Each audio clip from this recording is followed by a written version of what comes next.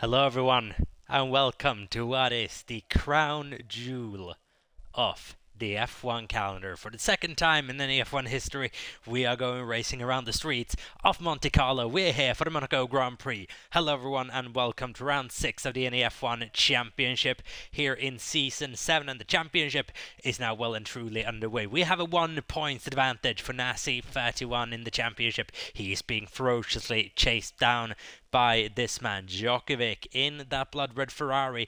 He has won the last 5 races, the last 3 Grand Prix, the last 2 sprints. He is relentless this early stage of the season, but Nasi still going into Monaco with the advantage. We are racing Monaco under the night sky, and my goodness, am I looking forward to this one. Whew, let's go. 17 drivers on the grid for this Monaco Grand Prix under the night sky. Q1, Q2 and Q3 as is the norm in NEF1. Q1 will see the elimination of P17 and P16. Then P15 through P11 will be eliminated in Q2, and the top 10 shootout will commence in Q3. I've got to turn the game volume up because that's already basically all down. Where do we have the audio settings on this game? There we go. And just this should actually do quite a bit.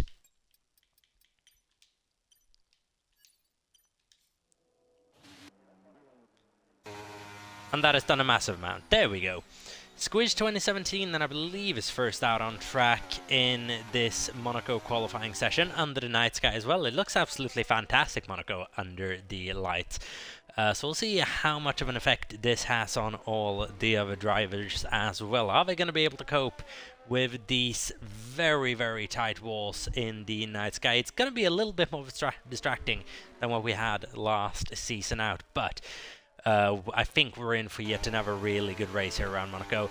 If you're looking for a race with side-by-side racing and a lot of overtaking, you've come to the wrong place. This is going to be 1-1 in qualifying and a race of strategy, but it's going to be an absolute belter to watch, and I'm very much looking forward to it. We've got about an hour of qualifying before we have. So Squidge at the moment going along strongly through Sector 2 as things stand. It's a very tricky piece of the track, not quite as tricky as Sector 3.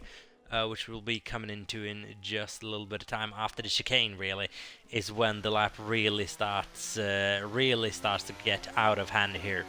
Up to 6th gear before you quickly go down to 5th for the sweeping left-hander, and now in swimming pool. And it's so easy to just pull a little bit of a mistake here and lose the back end of the car, especially into Rascas. So easy to just lose every ounce of downforce that you have going through this section.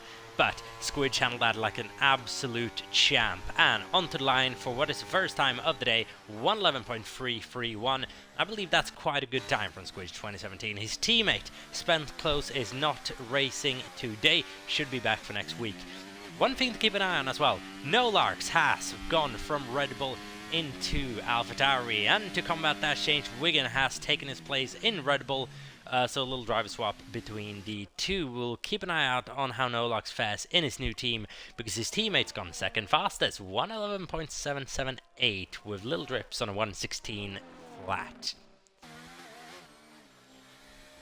As a LYJM at the moment, going through the Monaco tunnel. An absolutely gorgeous car.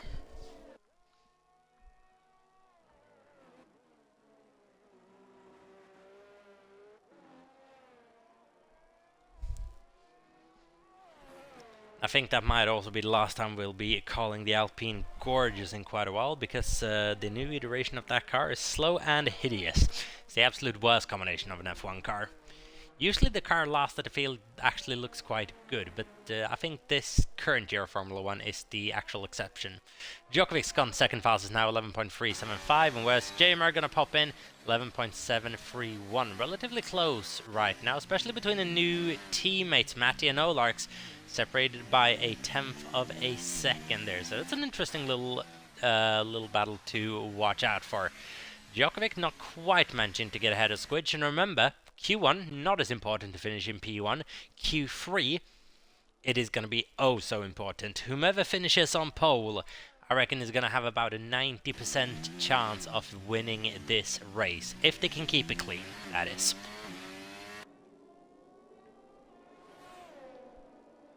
Through the Monaco Tunnel then with Darren Styles. Had a little bit of a disappointing start to the season. We'll have a look at that in a little bit and the driver's standings. But hopefully he can get his season back on track here at Monaco of all places as well.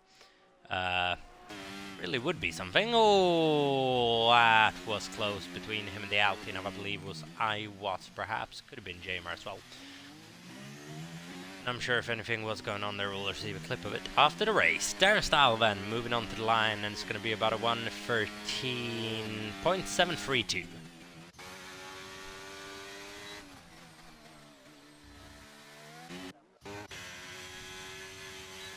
JV8 there getting a time on the board. It's a 1:13.615, a little bit quicker than Darren. Nasi's currently on an outlap. Sam Obamo's feeling confident ahead of this one. See if he can translate that confidence into a decent result here in Q1. Looking good for a swim pool into Rascast then with that Mercedes. Soft tires on, want to get a guaranteed place into Q2. As here we go then, down the back straight and up to P6, 1:12.560. That's a decent time, that a little bit ahead of Wingen in P7 at the moment, and Padarang and Iwat in P8 and P9. Hybrid then has also had a really good start to the season so far, currently coming into the swimming pool section, sector 3.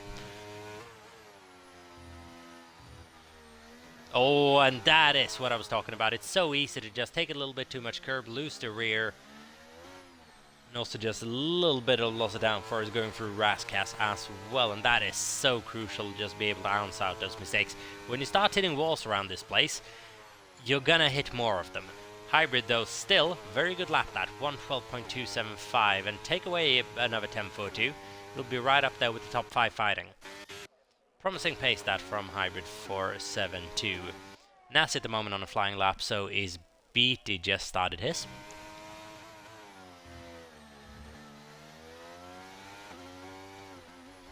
And oh my goodness, did that look confident from Nasi 31. Going through the last corner now then, very much up to the walls. And it's looked good so far, and it's gonna be better than anyone has done so far. It's a 1:11.149, straight up in the P1 with a BT at the moment going into the Monaco Tunnel.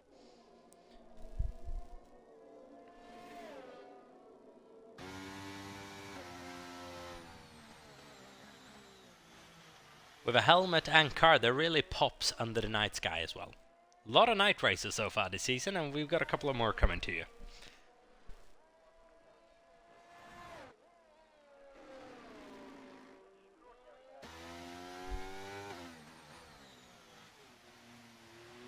A BT, however, on a set of hard tires as well. Worth pointing out. Here we go then, across the line, 1:14.440, won't be good enough to make it into Q2, is gonna have to go again. Danny currently on the lap, I'm sure is gonna go faster than that 1:14 as well, just need to get a lap time on the board. Soft tires on the wheel rims of that Ferrari. So we go into swimming pool, taking quite a bit of curb, or just avoiding the wall there for Danny DC. That was perfectly judged. Through Rascast, just leaving a bit of margin to the wall on the inside, because it's very easy to clip that wall with the rear tires. Because remember, the car's a little bit wider on the rear than it is at the front. Danny goes fastest out of anyone as well, with a 1:11 flat. And Danny DC, that is the first proper glimmer of pace we've seen from Danny this season. That is absolutely brilliant. Goes ahead of Nasi, goes ahead of his teammate, goes ahead of Squidge, and goes ahead of Matty. That is a brilliant time for Danny DC 97. 1:11 flat then is the time to beat, and he has now placed himself well and truly in contention for pole position here around Monaco. And remember what I said, whomever gets pole position, if they can have a clean run down to turn 1, there is a very big chance of them winning this race. They'll go and ABT has now been able to lift himself outside of the danger zone in P8, 1:12.189 on a set of hard tires as well. Keep in mind, you're going to be shaving off time off that lap when you put some softs on. Not seeing the loss of ABT in this session. Their style and little rips then, currently the drivers that need to improve in order to get out of this qualifying session. As Matt is pointing out in chat, that what is Danny smoking right now to be able to go at that blistering pace. Nassi has improved, 111 flat, but about half a tenth slower than Danny. P1 still for Danny DC, P2 for Nassi. Djokovic 3 tenths behind his teammate, almost 4 tenths in P4.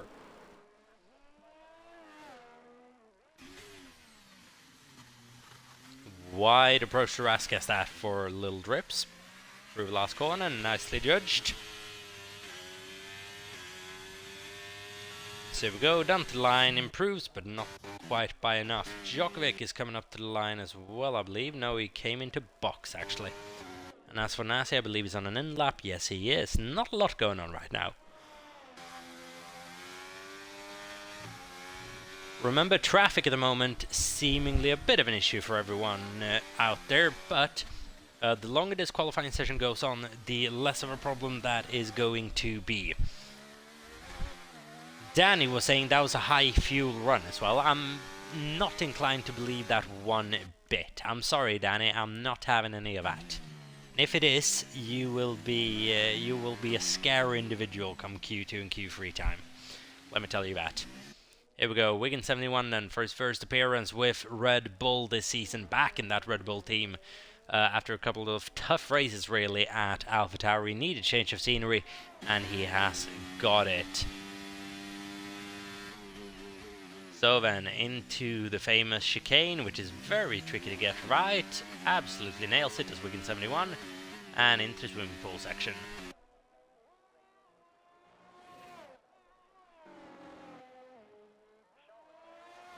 And that is gorgeous from Wigan 71 through Raskas then. And through the last proper corner. DRS enabled as soon as you get onto this back straight. This is going to be a good lap. Up into P9 for Wigan 71, 112.032. Top 10 at the moment, separated by a second. Nolarks has gone fastest, 110.982. That is a good lap from Nolarks. Plays himself well and truly in contention here in quali. Now, that actually does shed a bit of light on what Danny said with that high fuel run, but with Nassi it's similar pace as well. Squidge and Djokovic just a little bit behind. It'll be a tricky one to judge this. It'll be a very tricky one to judge, but at the moment Nolarks is leading the way here in P1, Danny in P2 and Nassi in P3.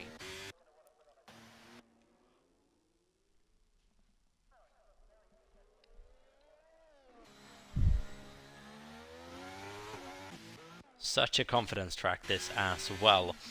About 5 minutes to go here. JV8 and Darren Style needs to improve by a couple of attempts each in order to get out this session. JV8 by about 4, Darren by about 5, in which case did push down OJ Kush and Little Drips. Jay has improved up into P13.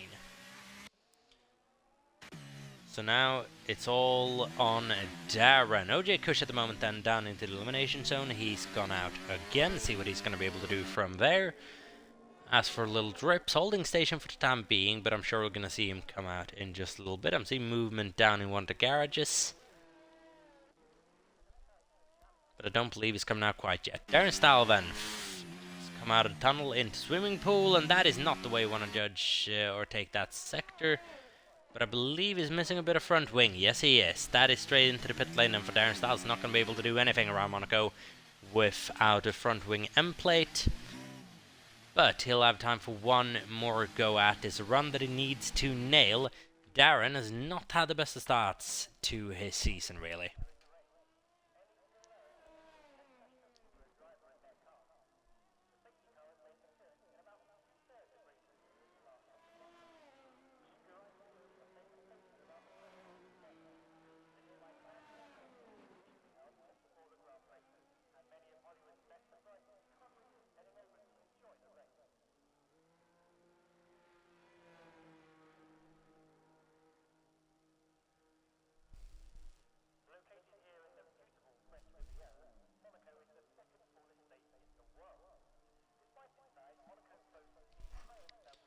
So here we go then. Track is calm at the moment. Sam Obama's left session. We'll work and get him invited in just a moment. Hold on. Just going to finish up this lap with a BT. See what he's going to be able to do on a set of medium tires now. Nolux has retired from the session as well. BT goes up to P4 on a set of mediums, 111.217 on that medium tire. Oh, that is pace from a BT. That is serious pace from that McLaren.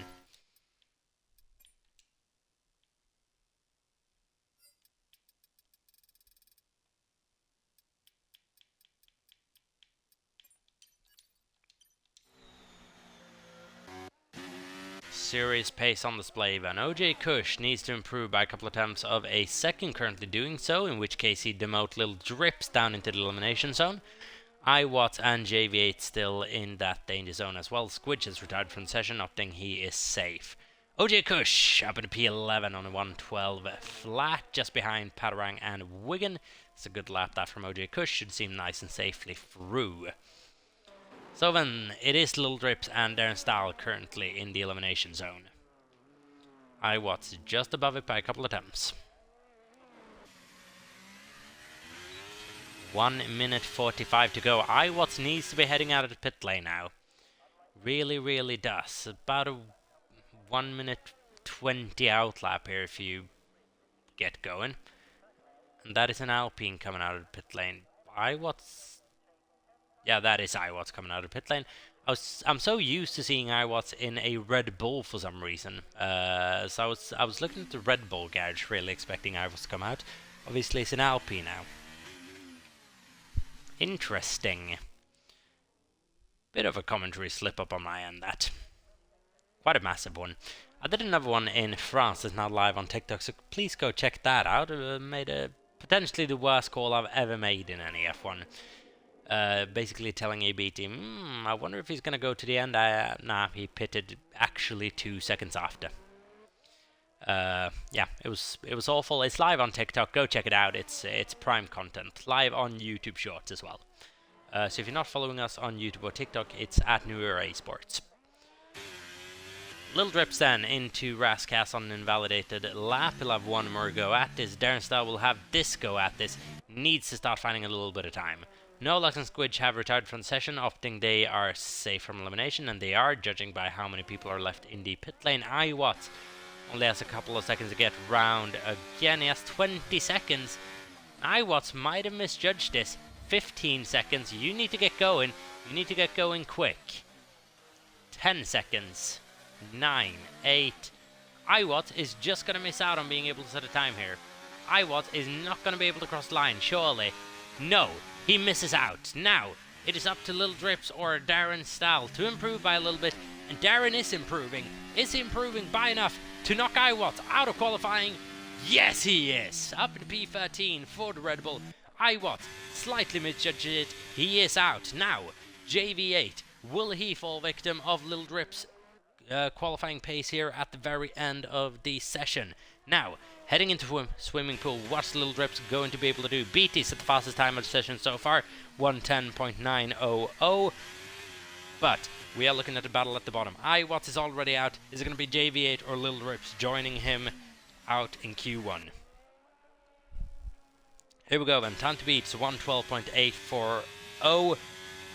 And Little Drips does it, just out of Darren Stahl, and that is JV8 and iWatts out of Q1. iWatts just misjudging it at the end there. JV8 not quite being able to find a pace sufficient at the end there. Samo Bamo not far off elimination there, just by a couple of attempts. Would have needed another run to really be safe there. But I think what we can take away from this one is that there is time to be found. The time that we looked at for Danny DC 97 seems to be quite easily beaten at the moment, really, if a BT can do it on a set of mediums.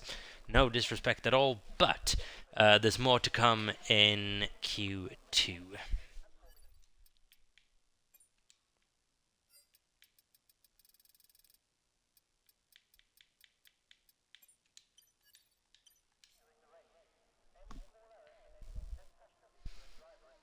As for the entire order, ABT in P1, followed by Nolarks in P2, Danny in P3, with Nassi in P4 and Squidge in P5. Djokovic P6 at the moment. Will need to improve in order to have a good race here. JMR in P7, followed by Matty in P8, Patarang in P9, Wigan in P10, OJ Kush just behind him in P11, with Hybrid in P12, Little Drips making it through into P13, Darren and Samo making it through into P14 and 15. JV8 and iWatts are out early in qualifying here, and they're going to have a tough race out of them.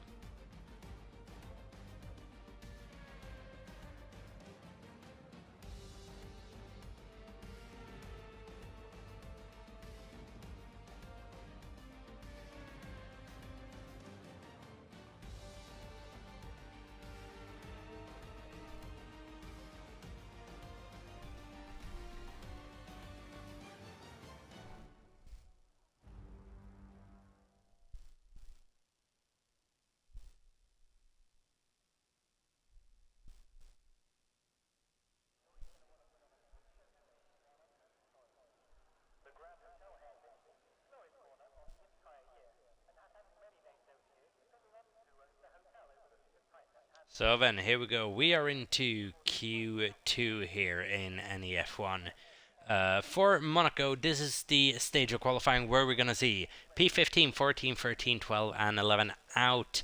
We got 15 minutes of action until that all occurs. Hybrid moment in P1, followed by Jamar Nolux P2, P3. A relatively mixed up top 10 in Q1. So now is the time we're going to see everyone absolutely go for it. Because I reckon that cutoff point could be separated by just a couple of attempts between P15 and P7 or 6 even. So I reckon this is going to be a tight session. It's a short lap here, about a 1 minute 10 lap time, I think is what we're going to be seeing for pole position. So it's going to go by quick. So is the Grand Prix. But at the moment, everyone keeping it very clean. No terminal contacts with the wall as of yet, but people are heading out very close to each other indeed.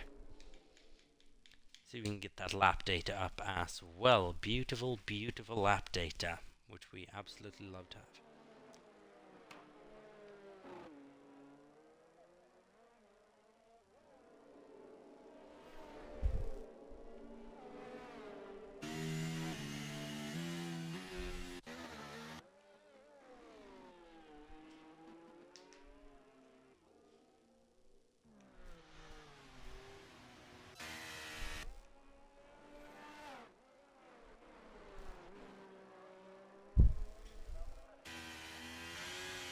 So here we go then. I believe who might be first in line to start a flying lap. No, that was actually Squidge.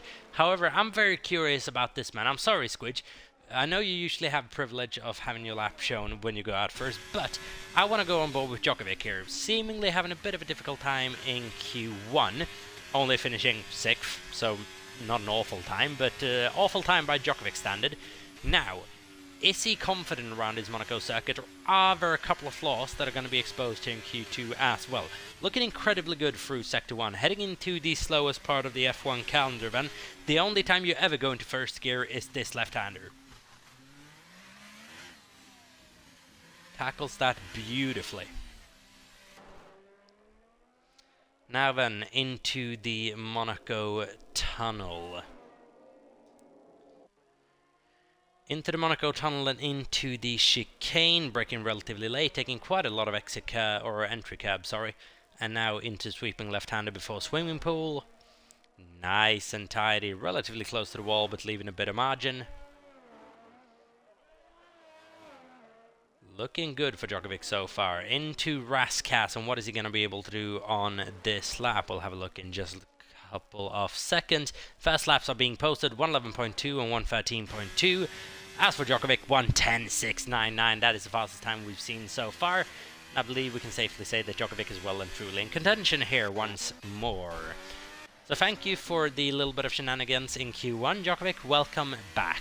Matty is at the fastest lap of the session so far with 110.6 flat. Just 1/10 quicker than Djokovic, and the times are then going down. Nasi31 has invalidated his lap, actually. I would imagine that's at the chicane. A Beta was incredibly fast in Q1 as well, but he's done the same as his teammate. Seems to be a McLaren trend this in Q2, invalidating their laps, and I would imagine at the same corner as well. Only place really where you can cut a corner.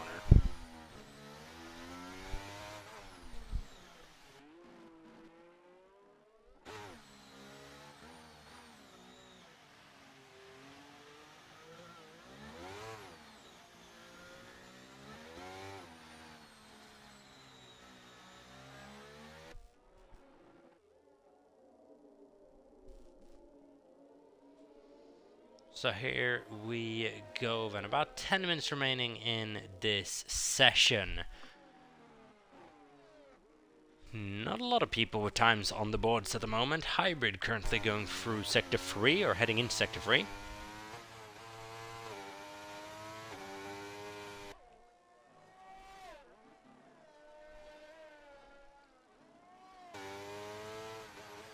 Any traffic coming up ahead? Yes, there's a Red Bull just ahead going into the pit lane. It's the most awkward pit entry on the calendar, this. Also quite an awkward pit exit. But Hybrid, not a brilliant lap there from Hybrid, must be set at 120.188. It's not really going to get him anywhere. Nassi's gone up into P3 on a 111.215. Also not really a lap that's going to get him anywhere, especially when we're talking into Q3 territory. BT 111.635. So both of those will have to improve if they want to be able to maintain their advantage in the Constructors' Championship at the moment. Jamar and No Larks outlaps at the moment along with Darren Style. Samo's just able to get into the session and OJ Kush is still in the pits. As for drivers currently in the pit lane, we've got both Matty and Djokovic obviously just out on runs. Squidge Danny just out on runs as well. Wigan has to come out again along with Padarang and Lil Drips. And then obviously we're still waiting for last from the likes of Jamar, No Larks, who we expect to be battling it inside the top 10. Samo might be an outlier for a top 10 shout here as well, if he can get a good lap together. Still expecting to see a bit more from him in Q2 than we did in Q1. OJ Kush can usually hook up a lap every now and again as well, so we'll see what he's able to produce. Darren Style, I'm not going to count him out either. It's an interesting top 15, this lads. It's an interesting top 15.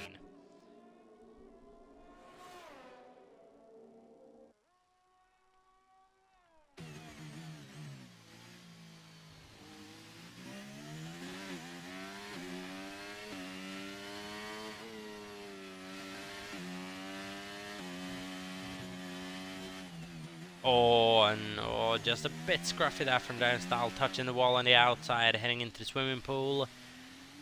And that is just that type of contact with the wall that is going to shake your confidence a little bit. And you can see that with the amount of corrections that Darren Style is putting into that car, it's a 113.234, which is a lap that's not going to get him through into Q3. It is at the moment, but it won't by the end of this session. So it's a difficult situation, this, for Darren Style. Confidence at the moment not really on the high, and this is a track where you need absolute confidence in order to be able to whip up good lap. Jamar 111.558. And with OJ Kush now going through Sector 1, heading into Sector 2.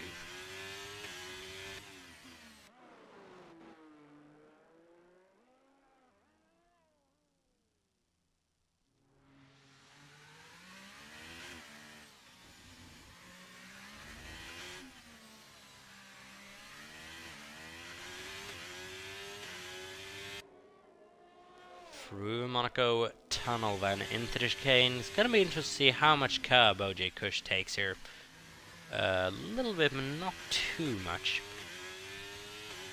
That is a corner you can really make up, well, better part of half a second if you get it absolutely spot on. However mental that sounds. Oh, and OJ Kush now having the issue of a almost stationary Alpha Tauri. And he's going to be fuming with that, is OJ Kush. Now, who was that? Was that perhaps No Larks, or was it a... I would say No Larks, indeed. So I'll have a look at that after the session, I'm sure. It's Vero, welcome to NEF1, and lovely to have you in the stream. Glad to have you cheering on Samo Bamo as well. Samo, who currently still in the pit lane with 6:15 to go, but there's movement down. Sorry, that's in the Red Bull garage.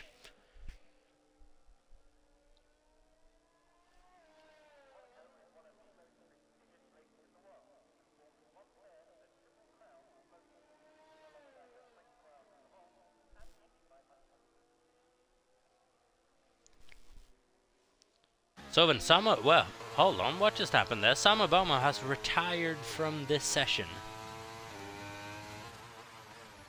That is a peculiar one indeed. I don't know quite what is going on.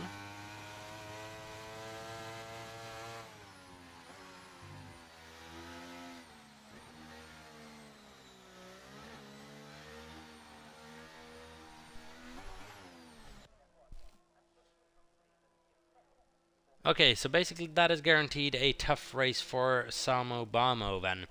The track where it is very difficult to overtake.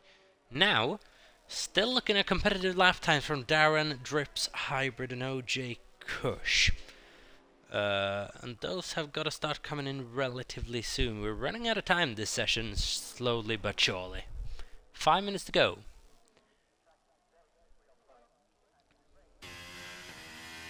Oh, as Danny went a couple of thousandths of a second quicker than his teammate, 3 to be exact, and has dethroned Djokovic for P2.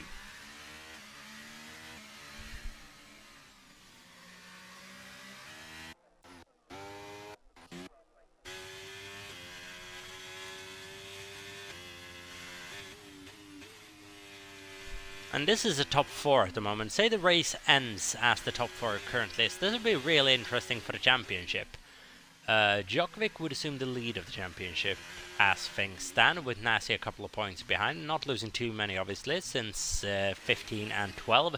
So Djokovic would grab the lead by 2 points. Matty would massively close in on the lead of the championship though, and Danny would establish somewhat of a championship contending role as well, although he has fallen behind a little bit in the first couple of races. But a result like a P2 here in Monaco would really do a lot for his championship hopes.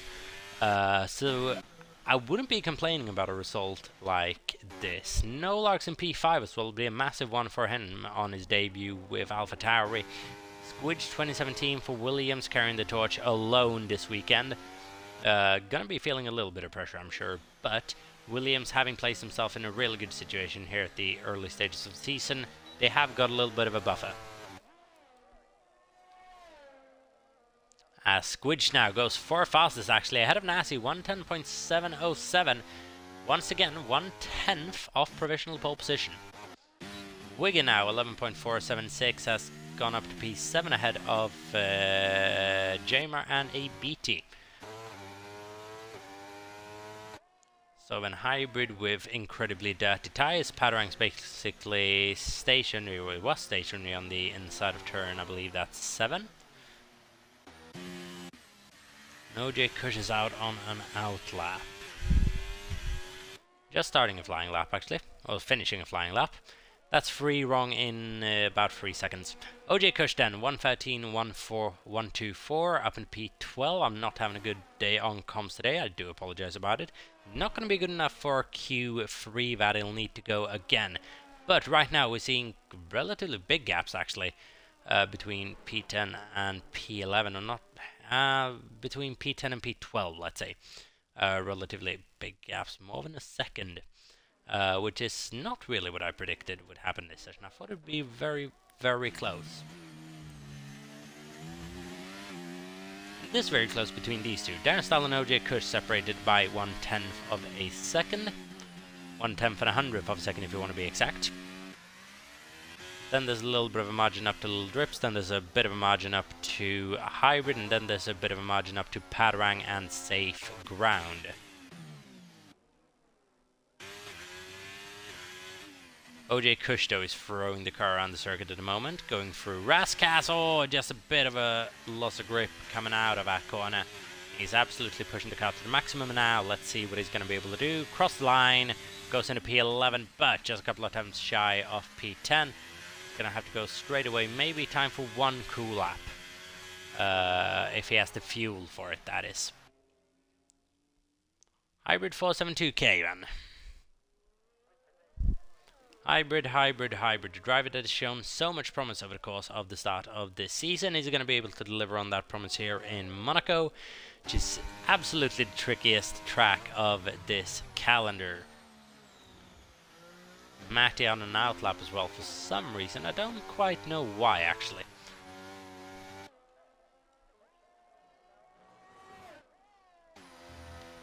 Padarang has moved himself into the top 10 a bit further. He's in P7 at the moment on 111.390. Hybrid is going to be able to join his teammate inside that top 10. Driver at risk currently is ABT.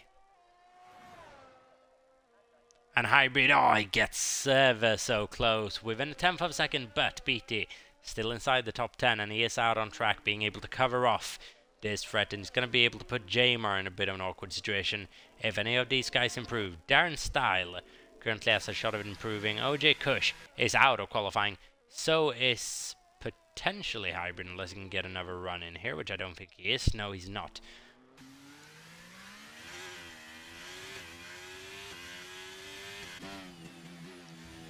Darren, though, is down on his time so far, up on his time so far, I should say. Oh, and that is not the way you want to handle Rascast Darren, and is that potentially what's going to cost him this lap? I think it was gone before, but unfortunately Darren is out of qualifying here, not going to be able to improve by enough. P13, however, just gets out of Little Drips, who fails to improve. OJ Kush is out, so is Hybrid. Jamar just survives by a couple of tenths of a second, 1.5 to be precise, with Wigan a couple of attempts ahead of him. Padarang, No Larks, Nasty and Squidge make up the rest in up to the top 5. Then we have Matty in provisional pole position, closely followed by ABT, Danny and Djokovic. The top 5 separated by a tenth of a second. Don't go anywhere. Monaco qualifying is well and truly on here, and the battle for pole position and potentially the win is well and truly on.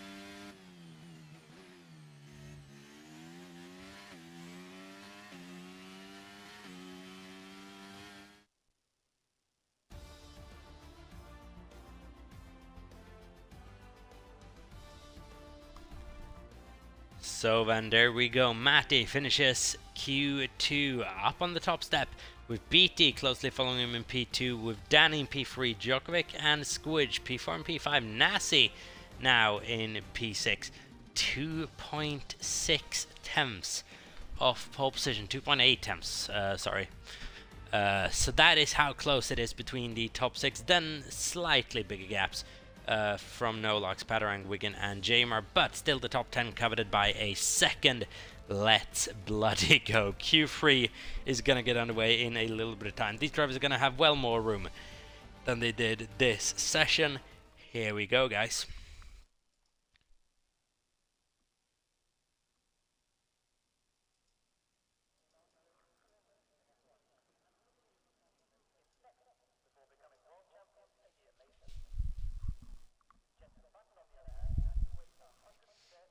We're getting reports as well from Padarang saying the track evolution is insane tonight, which it is Monaco and it is evening, so very well could be a determining factor at the end.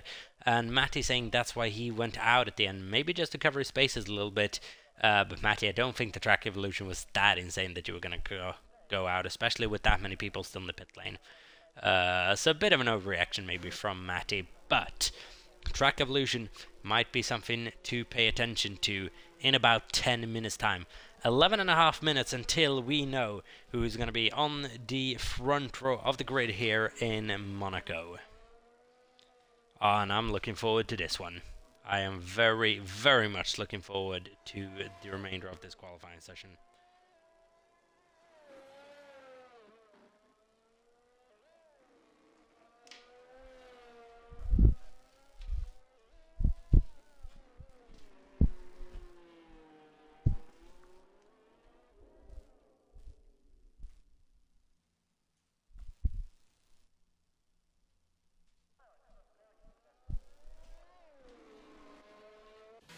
So then, most people heading out on track at the moment. Djokovic currently heading out on track with No Lark still in the pits just waiting for a better opportunity.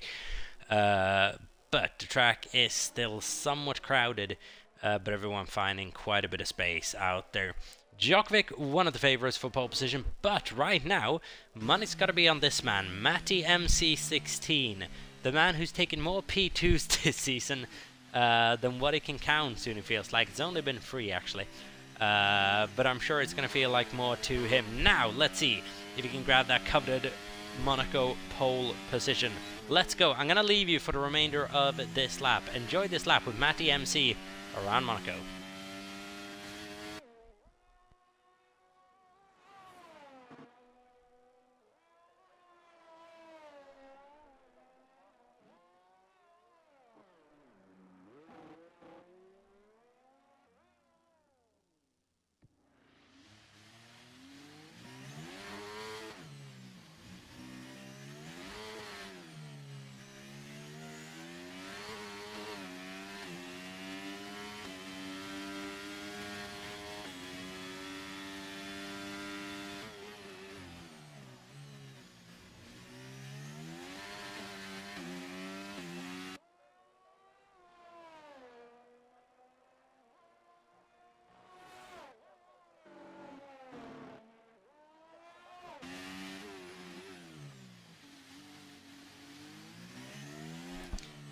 And my goodness, has this looked blisteringly fast indeed. Matty MC is coming up to the line, 110.62.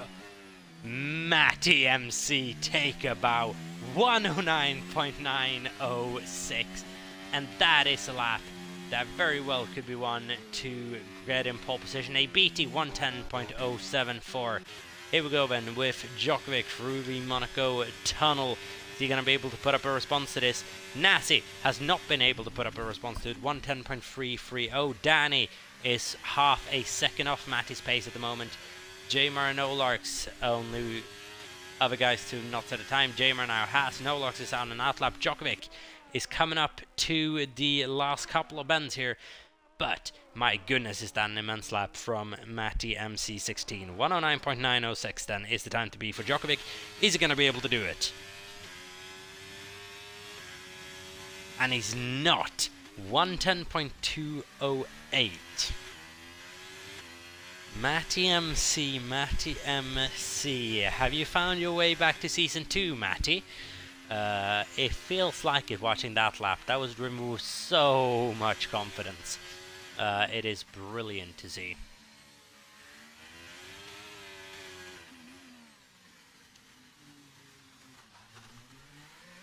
Absolutely brilliant lap to watch. And now with his teammate then, what is he going to be able to do around a flying lap around this place? He's got something to live up to, I'll tell you that. 109.906. If No Lux can challenge that, I'll be mightily impressed.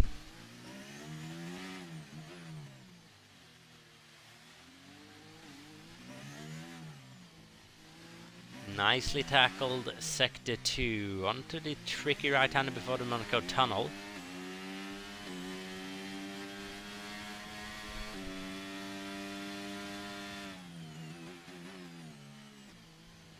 Oh, not taking too much curb there on the apex of the chicane, which is going to actually slow him down a little bit. And a bit of sideways action heading into swimming pool. Not the cleanest of lap from No Luck at the moment. That was absolutely brilliant though, and into Rascass. Nice racing line, nice and tidy on the exit, through the last corner. Perfect apex from No Larks there, and onto the line. It's gonna be a decent lap. It's gonna be P8, 111 flat. And not far off Jamer's time at all. Quicker than Wigan, quicker than Padarang, and by some margin as well.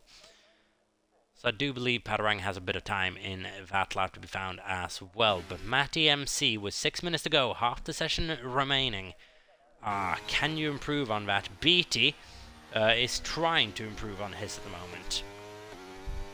How close is he going to be able to get? Or is he going to be able to improve past Matty MC?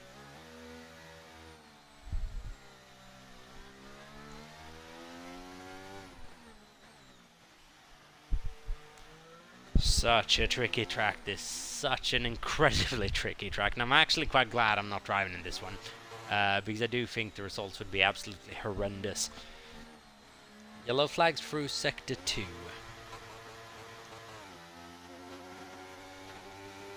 And a BT which has abandoned this lap as well.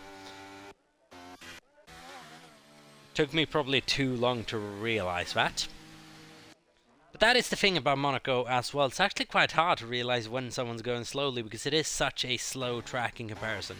Got an Alpine coming up to the scene, that is as well by Jamar.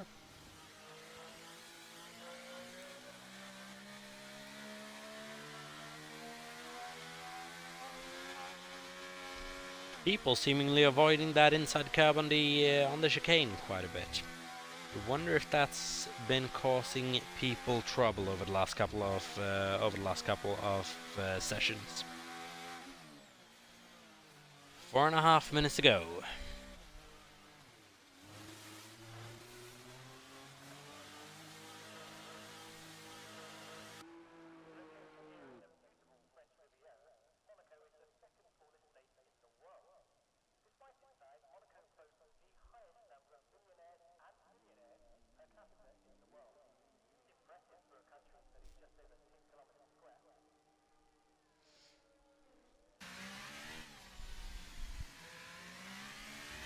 So then Danny and Nasi both out on track as well, both on flying laps actually.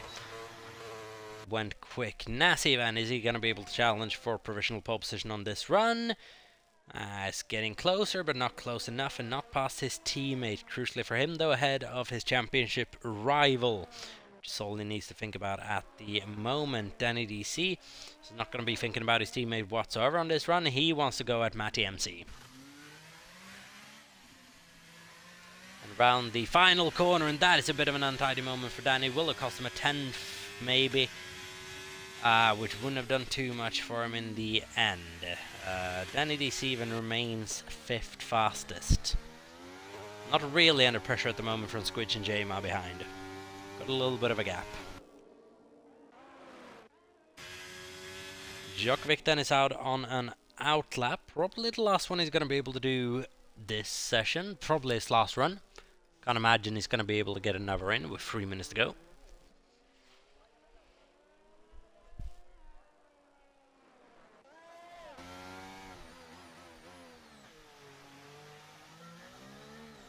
As for Nasi, if he goes into the pit lane now, might have actually been able to time this to perfection, because he is going to have time for one more run if he can get that McLaren into the garage ASAP. No Larks then on another run as well. What is Danny currently doing? Trying to go for yet another quick lap. Is he trying to get back into the garage perhaps? Yes he is, but he's got a minute to get into the garage, new tires on, and get back out there. Less than a minute actually, I believe. Might be too tall an order for Danny DC. Wait and see.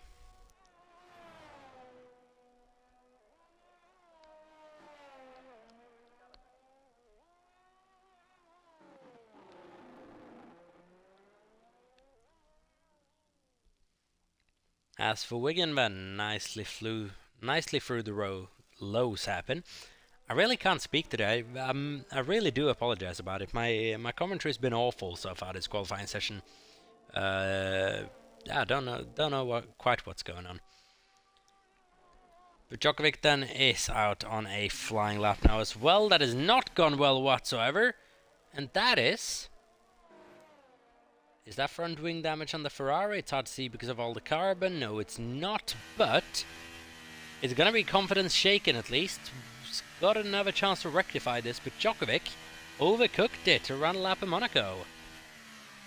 Is the pressure getting to him? We'll wait and see. But at the moment, are qualified by Nasi, BT and Matty MC, who's still on provisional pole position. BT has just started his last attempt at pole position here. Matty, ABT, Nasi, Djokovic and Dan is the battle for pole.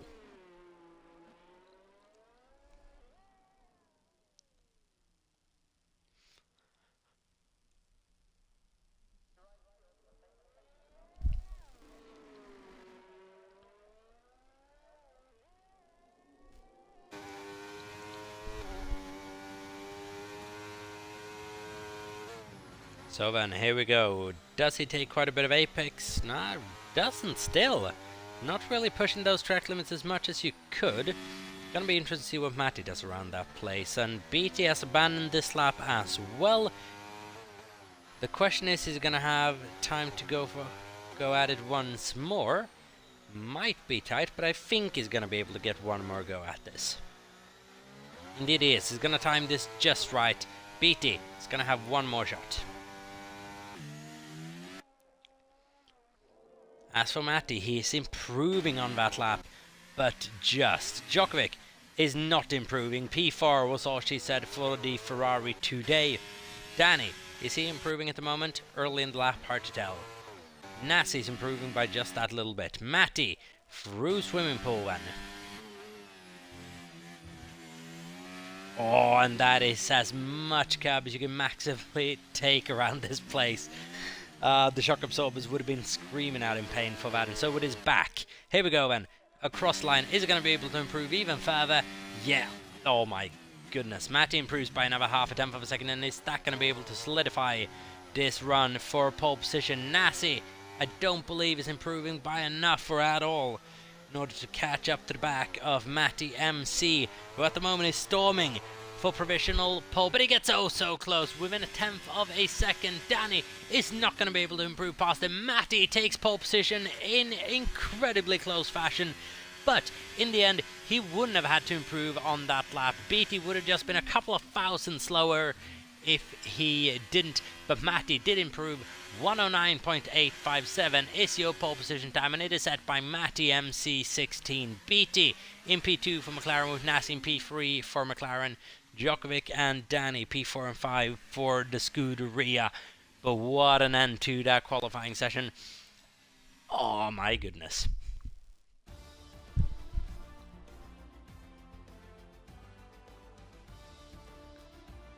Danny made it across the line to actually start that last flying lap with less than a second to spare. So that is perfect judgment there from Danny.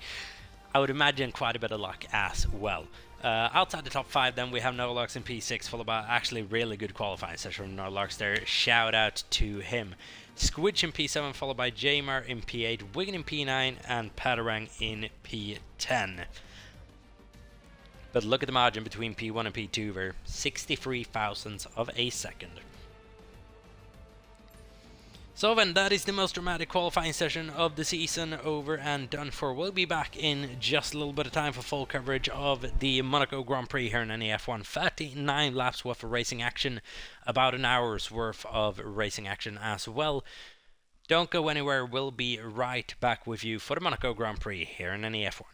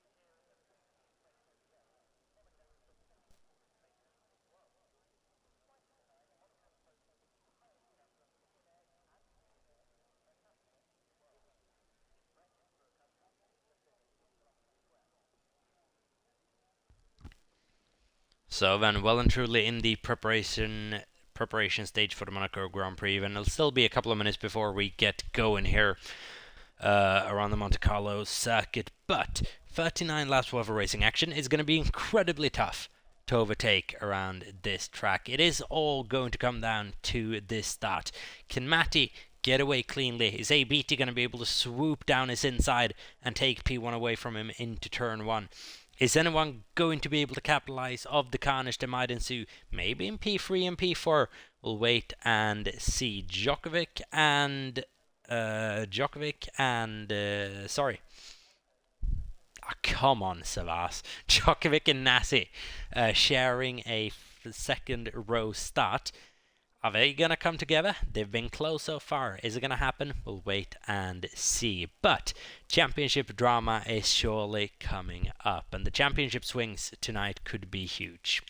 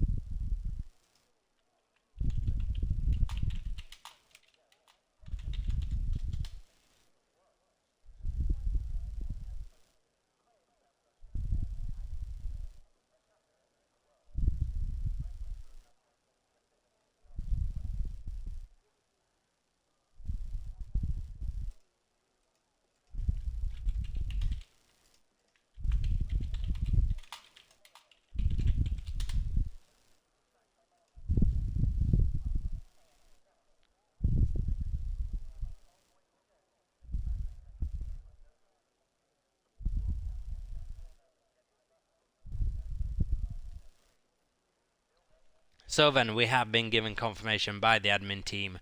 We will be getting going in just a couple of moments. Time for the Monaco Grand Prix, the second ever Monaco Grand Prix in NEF1, and it could be an interesting one. This 17 cars on the grid, 16 competing. We're getting reports that Sam Obama will not be taking part in the race. See if anything changes over the course of the evening, but seemingly won't.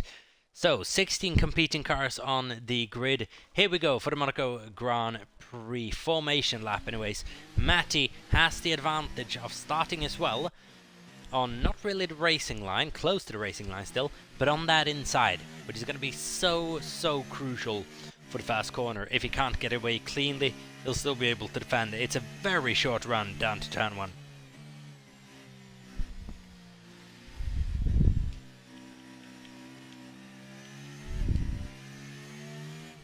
So medium tires going on for Matty. Looking at the rest of the field, what are the strategies going to be?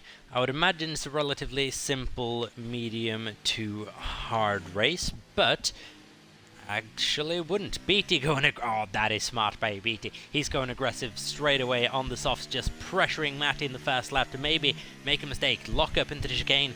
BT has been able to get past Matty around this track previously. Oh, this is going to be good, and he did it this very corner as well. Did BT and Matty last season. They've got history here. Is that going to play out yet again? We'll wait and see. Quite a couple of people starting on the hard tires as well. Matty MC then is going to be feeling that pressure. BT is going to be fast starting. He is going to have a pace advantage on the first couple of laps. Matty has got to keep it cool and collected here. Nassi on the medium, so is Djokovic. Danny, however, going long on the fast end on the hards. However, if we do have a safety car, that strategy is going to be thrown into play here. Christina the Gamer cheering on Matty MC, her boys on pole position for the Monaco Grand Prix. No more important pole over the course of the NEF1 season in Monaco, and he was absolutely able to bag it. Here we go then, Matty versus ABT on the fast lap of the Monaco Grand Prix. Boy, am I looking forward to this one. Everyone's lined up on the grid. We are all set to go, guys. Here we go then, it is time. The Monaco Grand Prix is getting underway in just a couple of seconds. We have 5 lights on. And they're off, and the Monaco Grand Prix is underway. ABT not getting a decent off start there. Nassi's on his inside. Matty getting away cleanly. But it's a good getaway still from BT. Nassi with a little bit of wheel spin, but I believe it's a clean start all throughout. Not too much going on. Iwas has made a brilliant getaway up 3 places from last into P14. Now we're having a couple of movements down. And I believe Little Drips has made a mistake. So has Darren, and Hybrid maybe coming together a little bit going up the hill. But Matty has been able to maintain the lead of the Grand Prix from ABT, Nassi, Djokovic, no larks. The top 6 remains unchanged. Jamor is able to take Squidge around the start with Win in P9 and OJ Kush up 2 positions in P10. Somehow, Iwat's 5 positions on this opening lap so far, and overtaking opportunities to come. Djokovic on the back of Nassi is going to try something bold down the inside of the chicane. No. And now we're getting into the stage where it's going to be so tricky to get right. There's an Aston Martin on the inside of that Alfa Romeo, sorry. That's Padarang making a move on OJ Kush. Wasn't quite able to make that work. OJ Kush inside the top 10, Padarang just outside it. And he's got a fast starting eye. What's just behind him? Padarang misjudges his braking zone. Gets very close. OJ Kush just able to avoid making contact there. Yellow flags in sector 3. That is Hybrid out of this session. We got the first virtual safety car of this race. Hybrid loses it coming out of swimming pool, and he is out of this race. Virtual safety car then for the Monaco Grand Prix. Crucially for Matty, the launch is now done. Got away cleanly. Matty now is in control of this race. However, ABT is going to be able to put him in an undercut situation in a couple of laps when he inevitably has to pit. The problem for ABT is, once he does, he will have a massive issue trying to get past the guys in front of him. The Matty are going to be lapping faster than. So this is going to turn into a bit of an awkward race now. Still under virtual for the time being.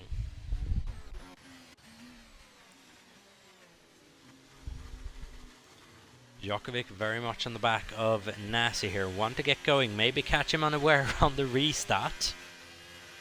Remember, the drivers are going to get a heads up when the race is going to restart. I believe they've got that head start, perhaps, or heads up. Yes, they have. Green flag racing is back underway, and here we go for the Monaco Grand Prix on lap 2. I was about to say 29. Lap 2 out of 39 here. Djokovic fast starting. He is right behind Nassi 31 here. This is for the lead of the championship as well, but he's got to play this one patient. Matty has took off in the lead of this race. He's 1.8 seconds ahead of ABT already, having a good first lap there and taking advantage a little bit of that virtual safety car situation. Djokovic very close to the back of Nassi 31, but remember, so hard to overtake here. Little lock up there from ABT and Nassi 2, I believe. That is not going to make anything easier at all.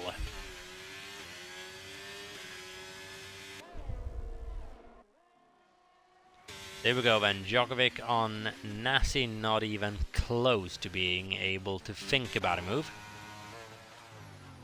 Neither's Padarang and OJ Kush tried, maybe, I think it was around the outside a couple of laps ago on lap 1.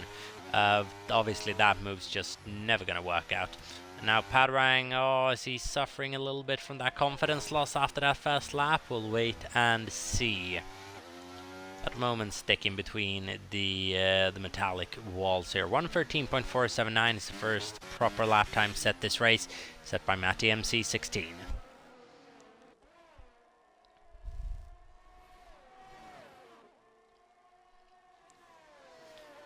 Now, also McLaren in a good position here for the championship as well, because when those soft tires of ABT go off, he could delicately pull off a switch with Nasi here and start holding up Djokovic and the rest of the field and allow Nasi to create a little bit of a gap for the championship if they're thinking of it like that. So McLaren in a really good situation here at the moment, actually. Ferrari not so much, being behind on this track.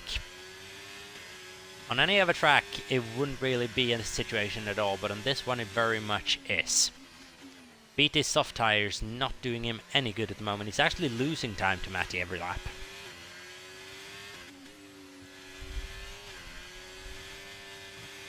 So at the moment, Nasi is in a better position.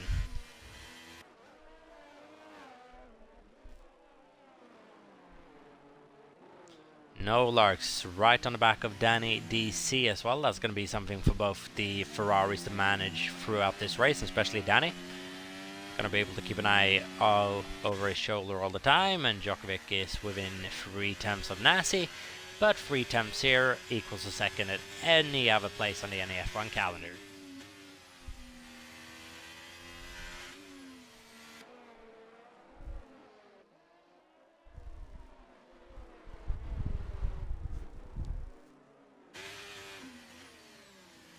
And this might also be one of the overtaking opportunities, if you're able to send one down the inside, if you're running very close behind maybe, into the low hairpin. Slow enough corner to actually make it through relatively comfortable, but obviously still very hard to get past here. Not really a circuit designed for these incredibly wide F1 cars.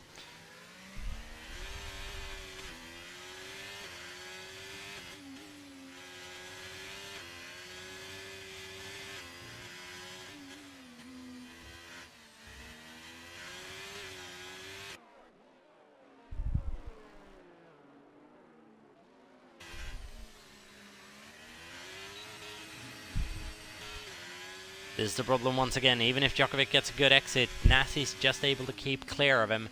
But ABT is losing a massive amount of time to Matty at the moment. The gap that was 1.9 seconds just a couple of laps ago, now 3.1 seconds. ABT, keep in mind, should really have the tire advantage at the moment. Should McLaren at the moment really be trying to pull off a switch here? I don't know. Djokovic is right there as well, but BT is struggling right now. BT very much is struggling. And Djokovic, whilst BT is struggling, is getting ever closer to the back of Nasi. Now, it's early for the championship to pull off a switch like that as well. It is happening. ABT is letting Nasi go here on lap 6, and that is the worst possible news for Djokovic. Nasi now going to be free to chase after Matty, whilst ABT might not be necessarily trying to follow him to the best of his extent, but placing his car in all the right places to be an absolute roadblock in the way for that Ferrari. Now then, ABT has just put a chip in the wheel for Ferrari here, and he is going to be so frustrated with that move is Djokovic. BT letting Nasi go on lap 6 out of 39. Djokovic now, actually is he going to be able to send one down the inside into turn 1? No, he's not. Just a bit too far back. And that's how crazy this track is. Djokovic was right there alongside him basically, and it's still too far back to consider making a move.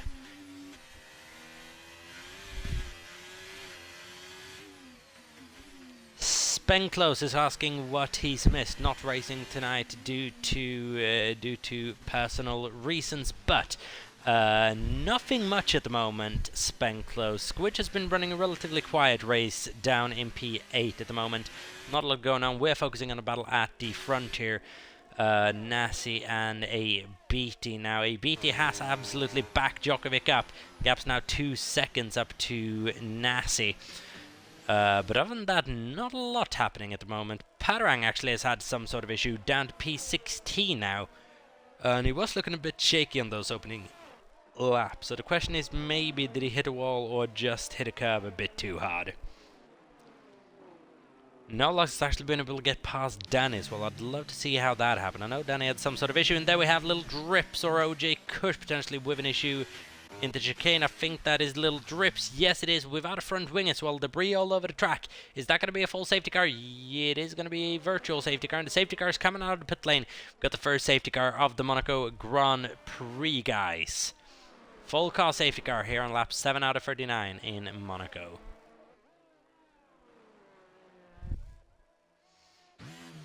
And this is going to be an interesting one now. A BT on a set of soft tires. Lap 8 out of 39. Does he potentially go into the pit lane to get rid of those relatively early on here? Djokovic, as well, needs to pull something out of the bag here. Nassi's going to be delighted with this. This safety car is now free to go after Matty MC.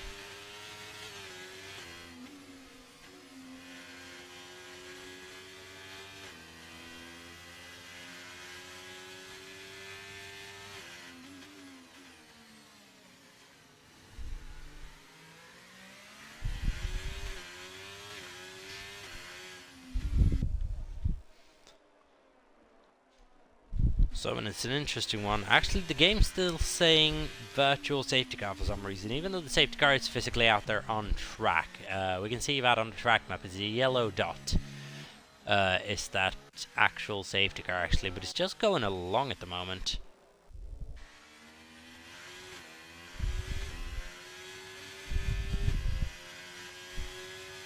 As Nassivan is coming into the pit lane on lap 9. Lap 8, sorry. JV8 right now. Wait, is the safety car stationary on the inside before? Go along with little drips here. The safety car should be over to the left-hand side, and it is. We got a full safety car here. And now we're getting confirmation from the game as well. There's a full call safety car here in NEF1 in Monaco. And oh, what is on? Oh, little drips on the safety car as well, and that is not the way he would have ended, or would have wanted his race to end, on board with him as well. Don't know what went on there. Did he just get distracted or anything? There's a massive car now despawned, actually, thankfully. But that is little drips out of this race. Not running in a brilliant position, but anything can still happen. It is Monaco in a race of attrition. If you finish this race, you've got a very good chance of scoring points. Won't be scoring points this race. Worth mentioning is Samo Bamo 25, who's running in AI mode for the duration of it, not anymore, or non-lobby anymore.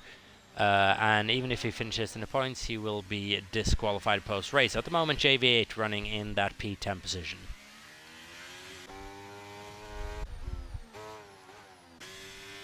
And also to anyone currently racing, feel free to tweet Samo Bamo as it goes. You can just go straight through and won't be racing tonight. So you're free to go straight through that Mercedes. So here we go, a BT coming into the pits as well then. And now hard tyres going on. Now this is leaving Matty in a bit of an awkward position if we don't have another safety car. This is leaving Matty in a really awkward position if we don't have another safety car. The thing is now though, Nassi and EBT on those fresh tyres are still going to have to make it past an awful lot of cars.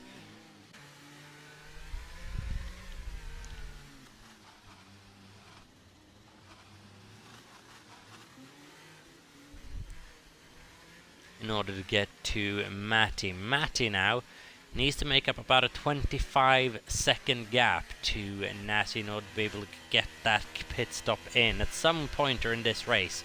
But those mediums will take him quite a ways into this one.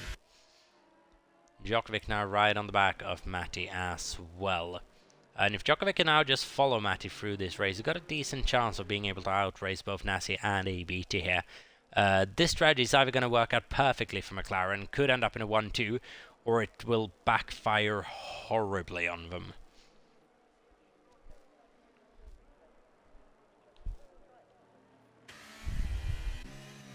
This is going to be one of the two. The safety car is staying in for another lap, or staying out for another lap, I should say.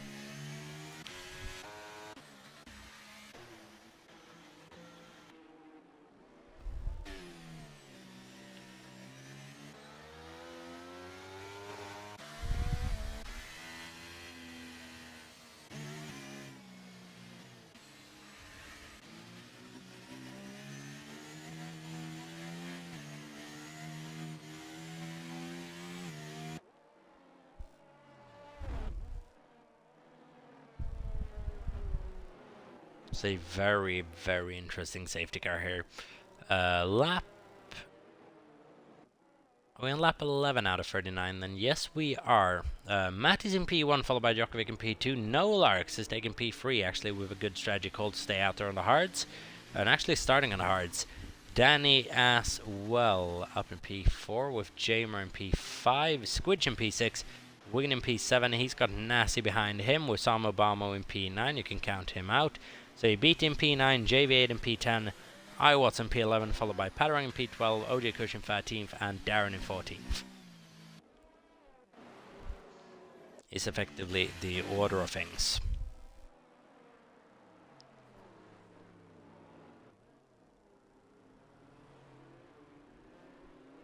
And I believe we're getting to a point where the safety car should start to disappear. Lights are coming off the safety car then. Safety car is coming in this lap. Matty will assume control of the pace of the field and get this race restarted at his liking whenever the safety cars come into the pit lane, which it does quite quickly around here.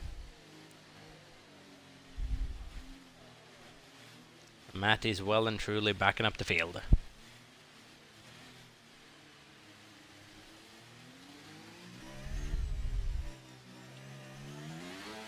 There we go, run. Race is restarted.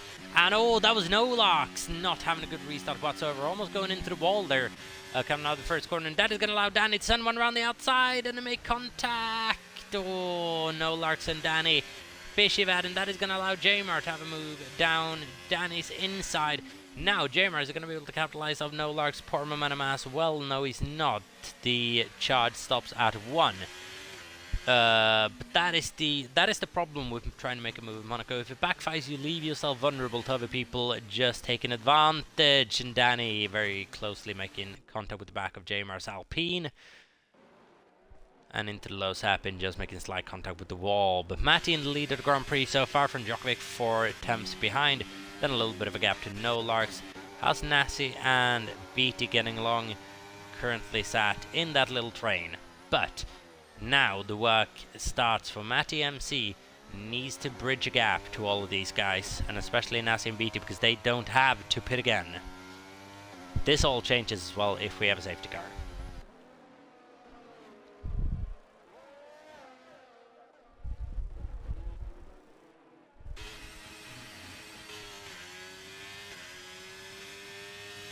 Djokovic then is still pushing Matty, keeping him honest here in the Grand Prix so far, which no driver really has been able to do so far this race.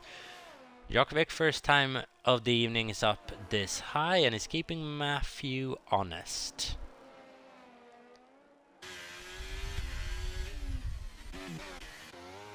Squidge 2017 now round the back of Danny as well. Danny round the back. Oh, what was that? That is Wigan, who's horribly misjudged that actually.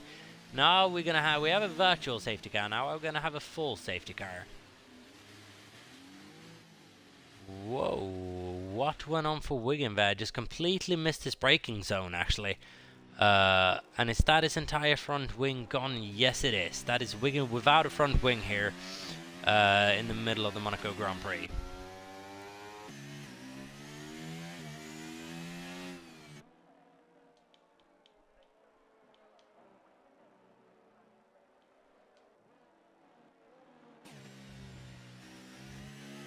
So virtual safety car, Matty will be praying that doesn't get turned into a full safety car, but I don't think it will.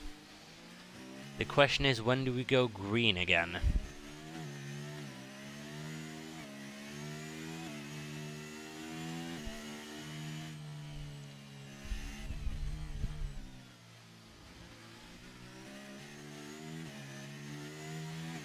Wigan dives into the pit lane for a new front wing.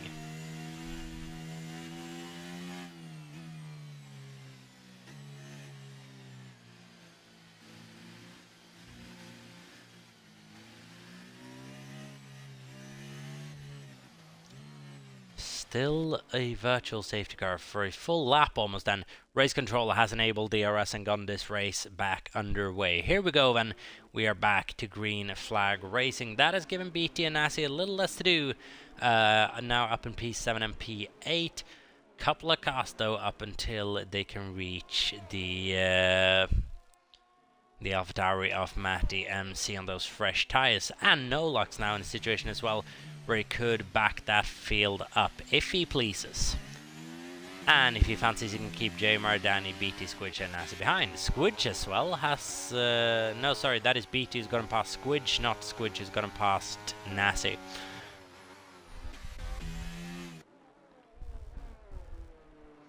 But Nolox at the moment in a very interesting position. JV8 has lost his front wing, I believe, into swimming pool.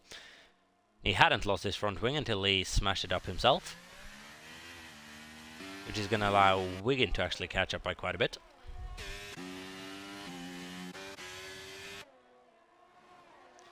And now Squidge has dropped another position to Nasty, so overtaking at the moment, not impossible. We got another virtual safety car, and my goodness are we having quite a fair few of those.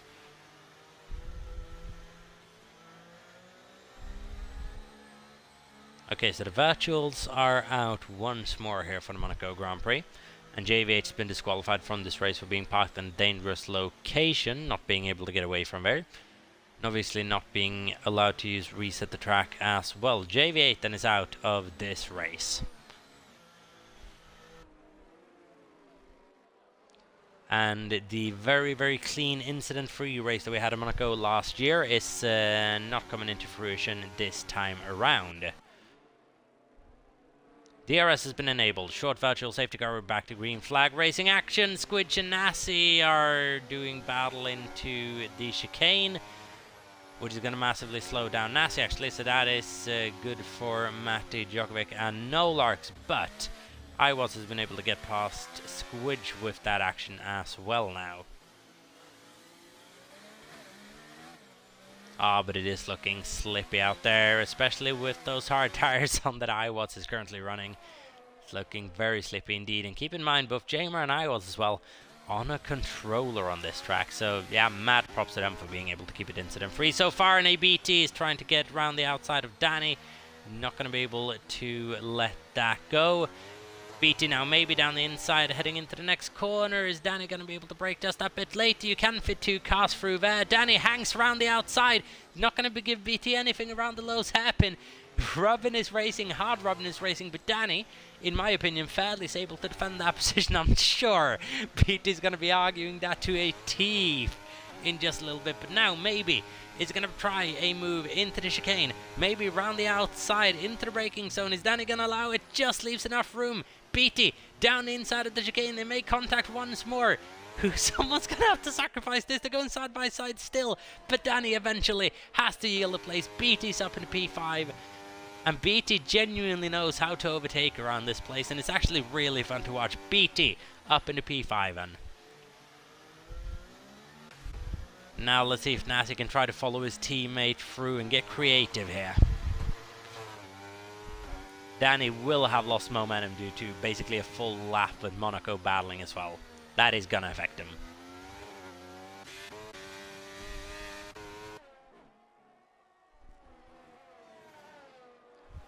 ABT now making progress on SFLY Jamar.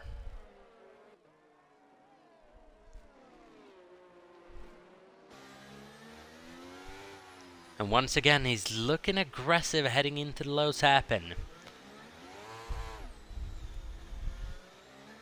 Looking incredibly aggressive so far is ABT, but he needs to make this kind of quick progress. And now he's going to be able to line up his second overtake in 2 laps here on on Jamar, down the inside into chicane. Jamar has to surrender that. Oh, ABT overcooks it. Jamar is able to take that position back. ABT just overcooking it. And Jamar was incredibly wise to take that position back from him. And whilst they do this sort of battling, it is costing them time and quickly. Matty pits whilst this is going on. That is an early pit stop from Matty actually. That's a very early pit stop from Matty MC. Matty, what are you doing? Because I don't think you'd lost the front wing. Have you? Matty, what have you done? Matty, what have you done? It's an interesting one indeed. Does he reckon their heart is not going to go to the end then, perhaps? Wait and see. Djokovic then is in the lead of this Grand Prix by about 5 seconds over No Larks in P2. Jamar still in P3. A Beatty desperately trying to get past, but now not so desperately anymore. Nasi's been able to get past Danny as well. Sorry, we missed it. But A Beatty and Jamar are keeping us entertained right now. And these two, having raced on quite a fair couple of occasions, having come together on quite a couple of occasions as well. Beatty round the outside, maybe into the chicane. He's going to be able to make that work. No, he won't. Jamar closer to door on him.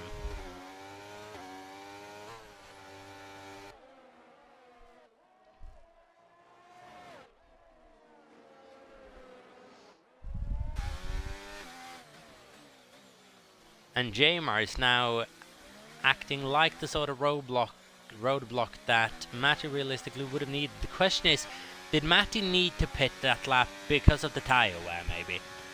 Was the tyres becoming so bad that he really had to get off them? In which case Djokovic will have to get off his tyres quite soon.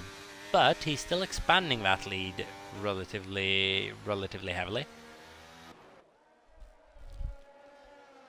But he's putting immense pressure on Jamar. He's going to try one down the inside into the right-hander. No, he's not. Gets close, maybe into the run to Lowe's hairpin. You know, it's an interesting one in Monaco when you're really looking forward to when is A Beatty potentially going to strike, because it feels like he could do it into any single corner. Obviously, he couldn't. But now he's going to get the move done. Jamar making slight contact with the wall, and it's gifted Beatty that P3 position. Oh, and Jamar's going to be frustrated with himself because I don't reckon he's going to be able to get that one back. Gifting Beatty P3. Now, his task is going to be holding up Nasi, trying to defend his current P4 for the time being. But remember, Jamar as well is in a race of his own at the moment. He's not really racing Nasi and Beatty, who have already made their pit stops, unless we have another safety car. Then it's an entirely different situation. Djokovic pits then on lap 19 out of 39. Hard tires are going on the Ferrari. No Larks is in the lead of this race. Whilst this is going on, Matty's trying to make it past Darren Style, and he just manages to do so into turn 1. Number P8, but there's a lot of ground to recover up to the front of those McLarens. Matty, did he just get out strategized a little bit by both those McLaren? Maybe. And now he's looking aggressive on OJ Kush. Oh, Matty's looking aggressive into every single corner here, but he's locking up every single corner as well. Slight lockups, but they are lockups.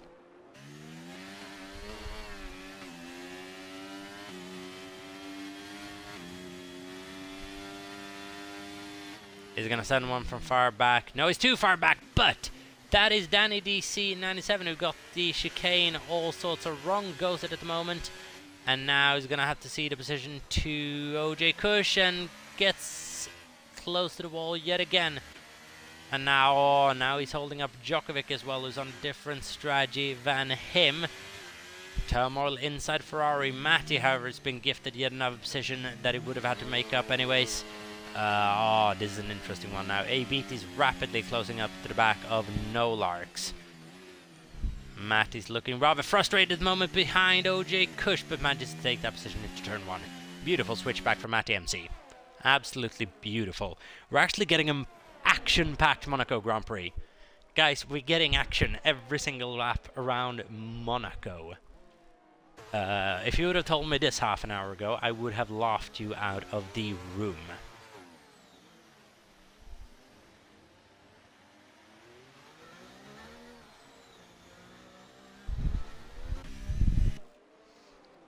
But on lap 21 out of 39, we're still just halfway through this Grand Prix.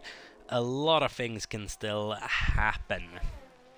Jesus Christ, No Larks in the lead of the Grand Prix, even but A-Beat is rapidly closing that gap by about 2 seconds per lap. Beat is absolutely flying at the moment, but No Larks is going to try to make his car as wide as possible for as long as possible now. This is when No Larks can really make his money's due in his new team. If he can back up Beatty, if he can back up Nasi, maybe into the back of Iwas as well, and allow Matty to just get there a bit quicker. Oh, but here we go, Beatty with a massive run up the... Oh my god, that's a big contact! Is ABT gonna spin? No, but he got so close to spinning around up the hill. Coming out of the first sector in ABT. He's too aggressive for his own good at the moment. He knows Matty's coming up behind. But BT, he is so aggressive right now. So aggressive. Nassi's had a problem.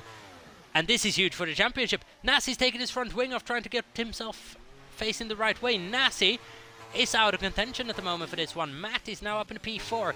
Now, Nolarks is really doing BT harm by holding him up here. It's still an 8-second gap at the moment between BT and Matty. But this is on.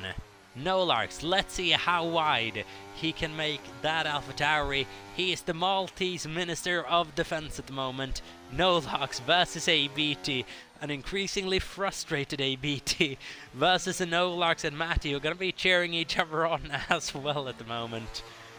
This is going to be interesting. Into turn 1, is BT going to be able to launch an offensive?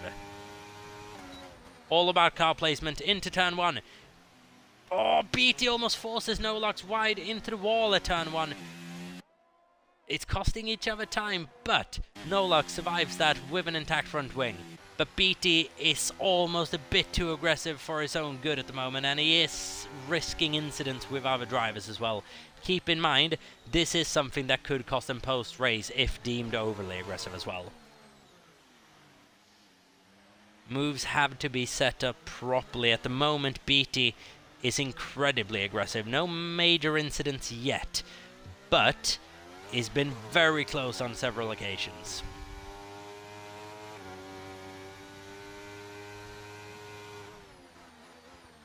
Whilst going this aggressive as well, surely he's draining his battery too. Matty has now been able to make it maybe past Iwatts in the Alpine. He's just doing everything he can to get past that Alpine, who is fighting this one to death. Matty's got to back out of that move. And whilst this is going on, he's gaining time on Nolarks and BT. He's losing time due to the battling with Iwatts. He needs to get past the Alpine and quick. I don't believe they're on the same strategy though. Yes, they are actually. Iwatts have made a stop. He is fighting this one for position. Nolarks and ABT round 2 up the hill where ABT was so close just a lap or 2 ago. Launches it down the inside. Is he going to be able to make that work? No, runs out of room.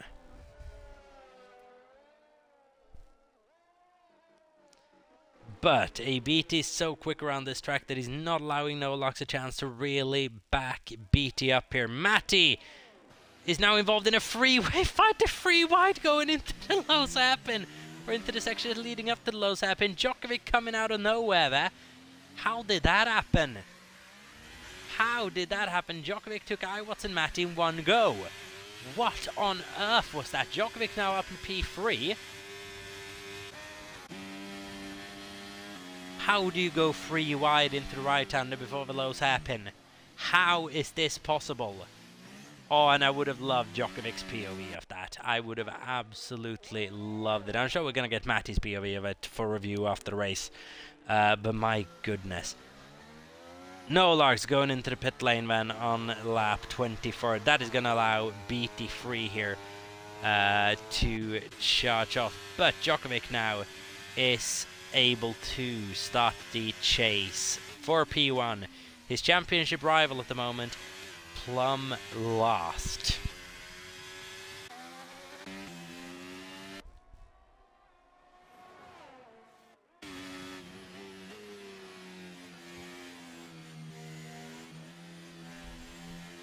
Whilst this is going on, Matty's going to be incredibly frustrated with real-life friend Iwatts, wanting to tell him to kindly get the F out of the way, and Iwatts is going to be saying, no thank you, I wouldn't mind a podium at Monaco actually.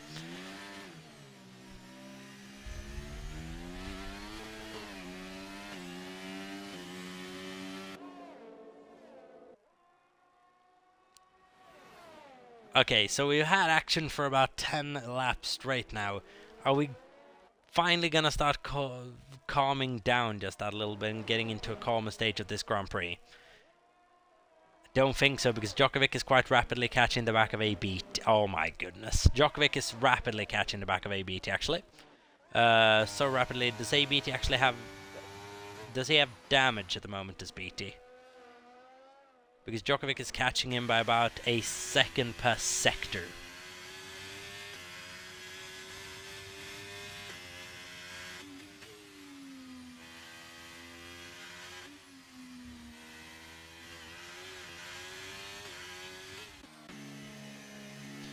Here we go then, Matty has made it past Iwatts then finally after a couple of laps of battling Iwatts. That is a brilliant fight he put up, but just falling short in the end. Now he has Squidge to contend with instead.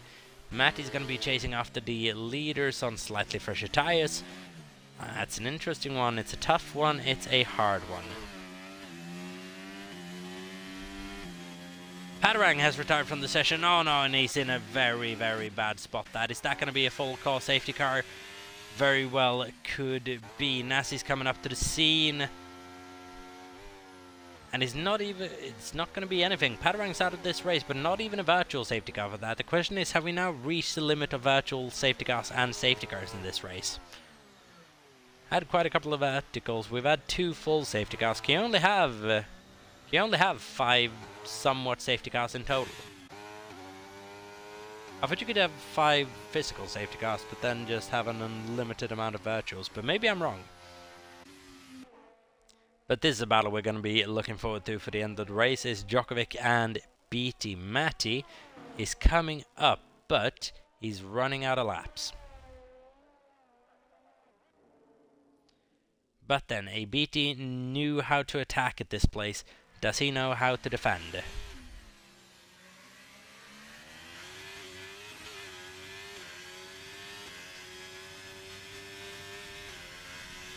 OJ Kush has now retired from this race. In the chicane, actually, we're coming up to the very point of it. That is awkwardly placed. That is an awkwardly placed car, and if we don't have a safety car now, surely we're not going to have one for the remainder of the race. No, we won't. I think it's safe to say we won't have a safety car for the rest of this race then. OJ Kush is out here.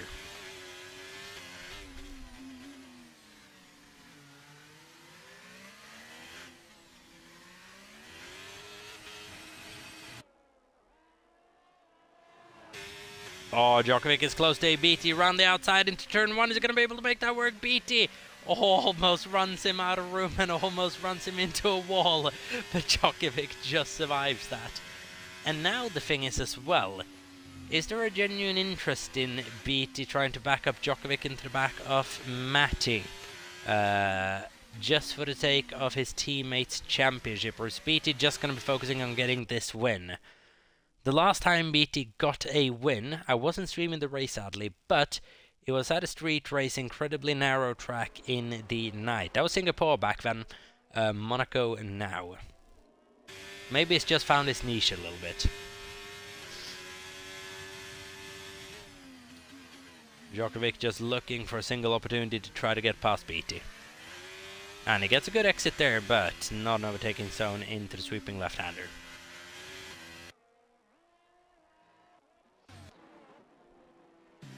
No Larks running very close to the back of Jamer as well. It's been overtaken off plenty in this Grand Prix actually. At a track we usually have no overtaking, we've had plentifuls of it.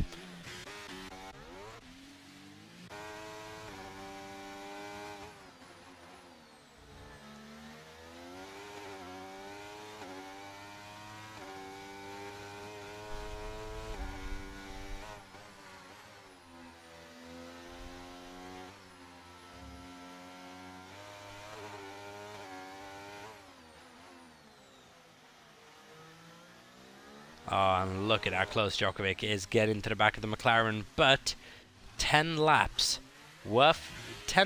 of this at any other track would see anyone break. However, 10 laps worth of this type of defending from BT and Monaco is absolutely possible. It is that hard to overtake around here, regardless of what we've seen so far.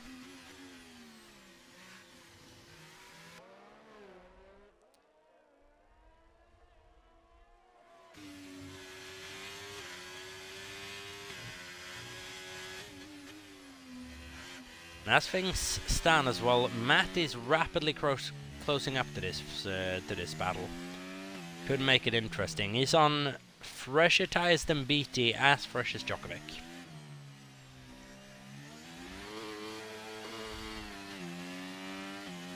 Djokovic very close to the back of ABT once again.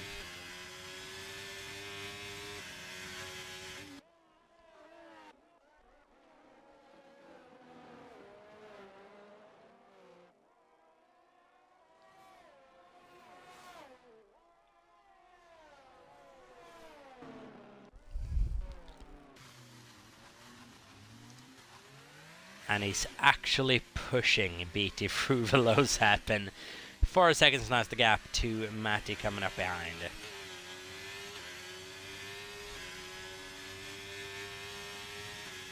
Darren's at the fastest lap of the Grand Prix as well, P10, that's worth an extra point as well.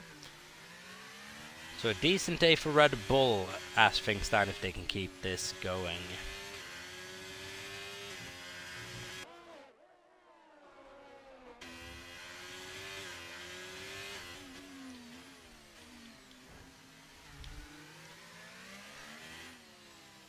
BT's asking an awful lot of those hard tyres to do another 10 laps, however. 20 lap all hards. They've got to start falling off soon, and Djokovic gets himself a 3-second time penalty, and that could be huge for this race. Matty now 3 seconds within Djokovic, and he's going to grab P2 off him.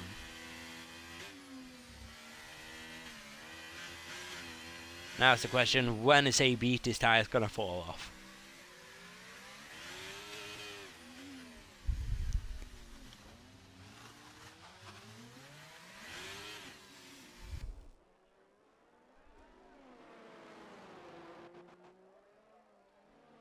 And this night has turned absolutely horrid for Nasi, worth pointing out as well. It's actually not too far off of being lapped.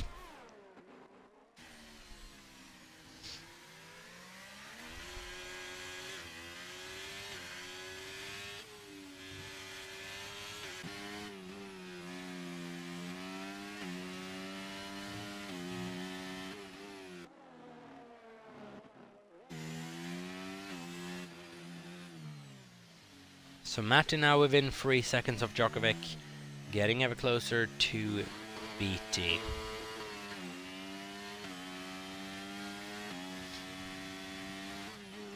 And now is the question as well, what does Djokovic do when Matty comes up to him? Does he let him go, or does he fight it? Because Djokovic, I think, realizes that Matty's not going to drop that 3 seconds unless he makes a mistake. So the question is, does he just try to take points off ABT at this stage? To be fair, Djokovic is more involved in the championship fight with Matty than he is with ABT. It's in an interesting situation, Djokovic. A very interesting situation. Wigan at the moment running a good race up in P7. No Larks down in P8 as things stand. Coming out of the pit lane, but worth keeping that in mind. Medium tires. Darren was actually having a proper go at him, but it's not going to work out, even though he's on that brand new soft. Keep in mind, Samo won't be scoring points this night, so Iwatts at the moment will be scoring that one solitary point.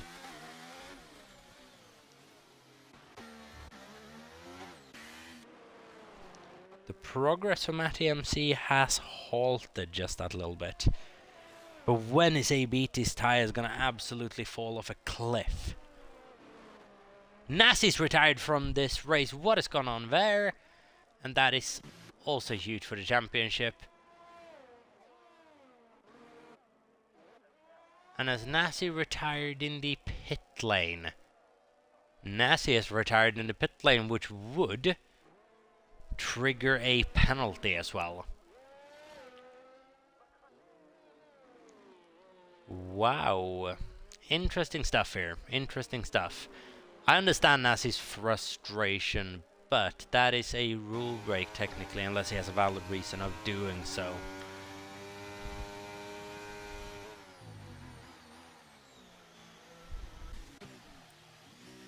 Matt is still catching this little train as well. Lap 33 out of 39 then. The race is coming to a close, but still a bit to go. As Spenklos is cheering on his teammate Squidge in chat there as well.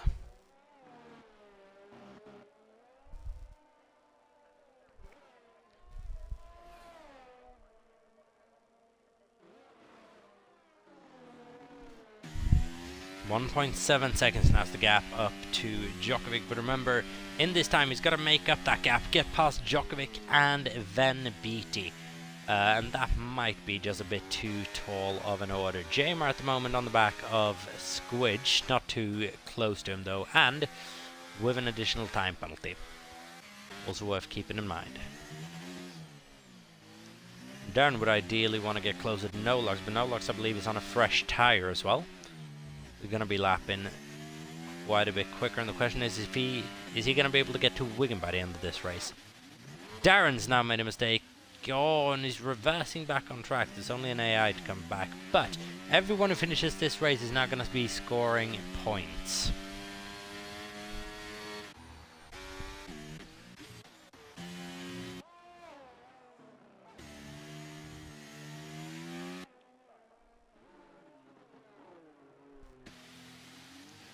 Here we go then, coming up to the 5 laps to go stage. We're entering lap 35 out of 39. Djokovic getting ever closer to a beat, but not close enough.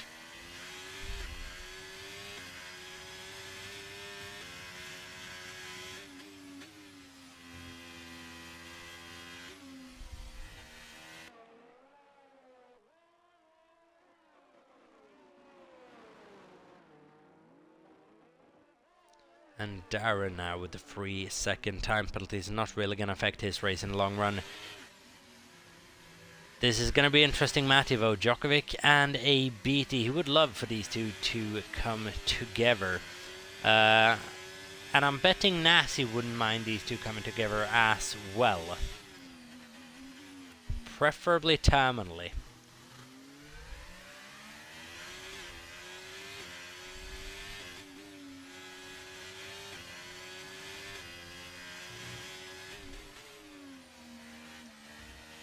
But it's looking like the race win streak is going to end on 3 Grand Prix and 5 races in total for Djokovic, because either Beattie or Matty looking likely to be able to clinch the checkered flag here, unless anything drastic happens and Squidge can somehow nail it in these last couple of laps. I don't believe even an esports driver can make anything of this situation that he's in at the moment. Not that he's driven a bad race, he's kept it very clean, has Squidge, over the course of this evening. That is going to award him with quite a fair few points at the end of this one. But a Beattie or Matty. Beattie got the strategy slightly bang on in a way that Matty just wasn't able to react and wasn't able to extend in the way that he would have needed to. And now he is caught chasing Djokovic and Beattie.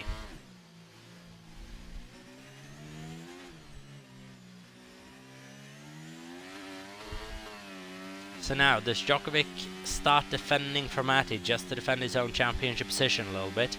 Could be so.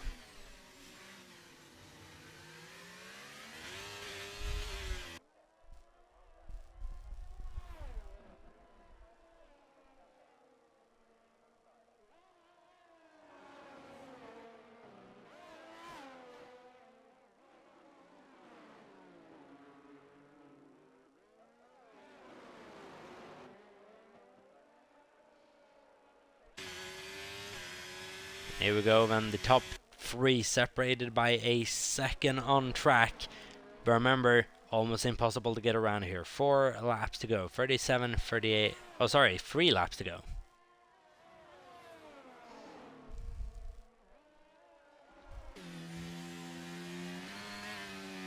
And Matty's done a brilliant job catching up. The gap was 8 seconds at the start of this stint. Now, down to 5/10. But Monaco, obviously, difficult to overtake, if not too impossible. It is a shame, because Matty has driven a brilliant race. So has Beattie, though. Was incredibly aggressive on the start of that second stint. But seemingly it's worked out for him. Now, Nolox has been able to get past Wigan now. Wigan needs to stay within 3 seconds of him over the next couple of laps.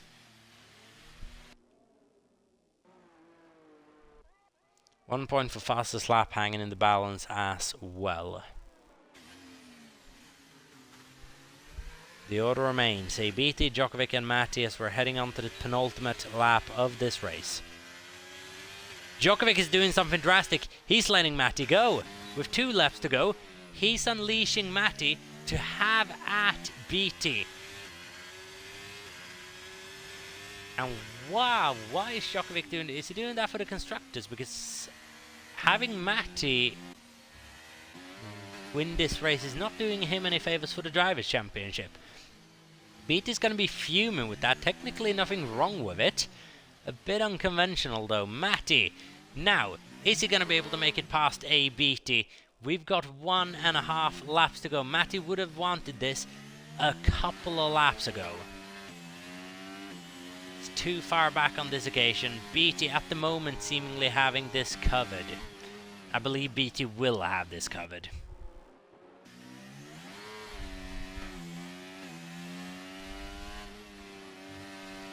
But those tyres of Beatty should be dead at this point. How good is he at preserving tyres?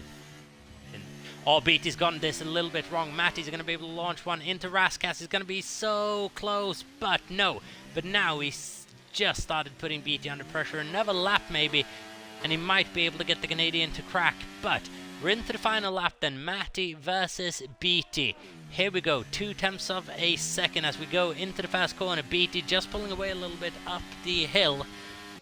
I believe it was a little too late just for Matty MC, and that is going to be oh so frustrating. He's going to have one more go at this, but I don't think it's going to be quite enough to give us that nail-biting finish, unless he can force Beatty into a mistake here. Last couple of laps. Wiggins fallen outside of 3 seconds quite drastically of Noel Larks, but 4 points is still coming the way of his Red Bull. Points desperately needed for his championship tally this evening. Beatty then is able to hold off the charge from Matty MC, who now gets himself a 3-second time penalty to help himself. That is not ideal whatsoever in terms of post-race investigations as well. Matty's not doing himself any favours, but really had to go for it, try to force Beatty into some sort of mistake. But it wasn't going to do on this occasion. Beatty has driven a brilliant race. He qualified on the front row. He out-strategized Matty fair and square, and he takes the second ever Monaco Grand Prix for his second win in 2 seasons. He is a street track master, is a Beatty. He won in Singapore last season and he wins in Monaco this year. Matty takes a valiant P2, 3.8 seconds in the end behind Beatty. Djokovic 6/10 behind him. Squidge finishes in P4, followed by Danny in P5. Decent race for the Scuderia. Jamer in P6 for a decent point so far. Alpine with no luck in P7. Wigan in P8, followed by Iwatts in P9 and Darren in P10. But wow, what a finish. And I'm thinking we're going to have quite a bit to look at the end of this. Qualifying related and race related potentially as well.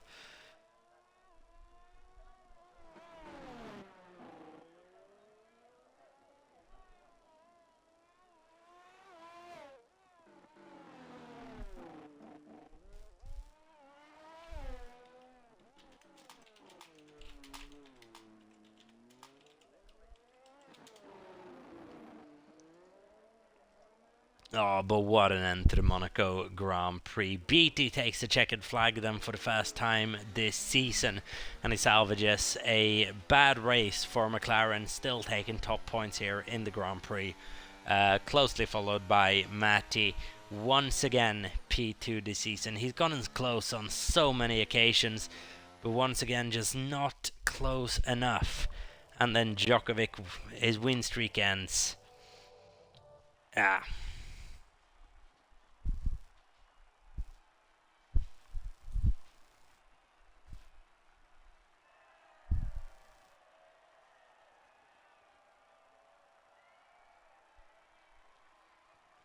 But ABT, what a race, what a man, what a drive. Brilliant strategy, takes the win in Monaco, becomes the second man to win the Monaco Grand Prix here in NEF1. It's a brilliant result for him, and crucial for his championship tally as well. That's 25 points going on to beat his tally at the end of this week, and that is much crucial points as well. Fastest lap point goes to Darren Stahl as well. That's 2 points coming his way. His first of the season might be added. Sam Obama won't be scoring any points. He'll be disqualified post-race for being under AI mode for the entirety of it.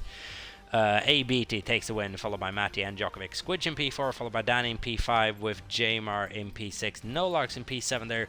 Wigan in P8, followed by iWatts and Darren Style. Lot of non-finishes: JV8, Hybrid, Little Rips, Padarang, OJ Kush, and Nasi, along with Samo, Bamo. Failed to finish this race, gets nothing for it, unfortunately.